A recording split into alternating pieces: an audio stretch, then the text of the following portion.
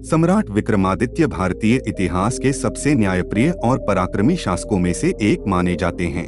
उनके बारे में अनेक कथाएं प्रचलित हैं, विशेष रूप से बेताल पंचविंशति, बेताल 25 और सिंहासन 32 में उनकी बुद्धिमत्ता, न्यायप्रियता और साहस का उल्लेख मिलता है। विक्रमादित्य कौन थे? ऐतिहासिक रूप से विक्रमादित्य की पहचान एक उज्जैनी, वर्तमान उज्जैन के राजा के रूप में की जाती है।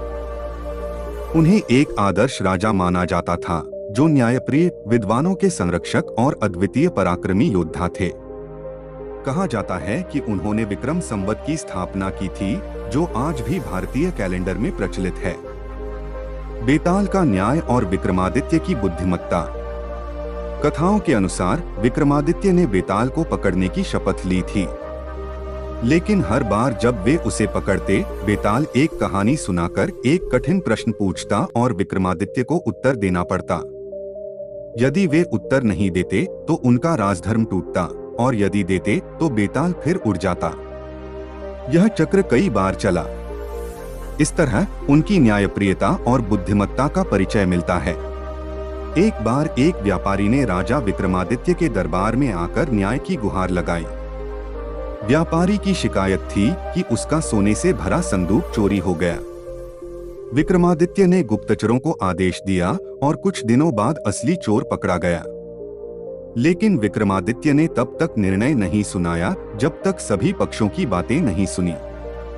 अंत में जब चोर को दंडित किया गया तो न्याय देखकर पूरा राज्य विक्रमादित्य के गुण गाने लगा। एक और कथा के अनुसार राजा भोज को एक रहस्यमयी सिंहासन मिला, जिसमें 32 पुतलियां थीं। जब उन्होंने उस सिंहासन पर बैठने की कोशिश की तो पुतलियां उन्हें विक्रमादित्य की महानता की कहानियां सुनाने लगीं। हर पुतली ने एक नई कहानी सुनाई, जिससे पता चलता है कि विक्रमादित्य कितने न्यायप्रिय और बुद्धिमान राजा थे। विक्रमादित्य की विरासत। विक्रम संवत की स्थापना। विद्वानों के संरक्षक उनके दरबार में 9 रत्न, नवरत्न थे, जिनमें कालिदास भी शामिल थे। न्यायप्रियता और वीरता की अनेक कहानियां प्रचलित हैं।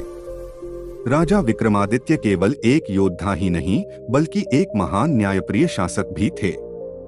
उनकी कहानियां आज भी हमें ईमानदारी, बुद्धिमत्ता और साहस का पाठ पढ़ाती हैं।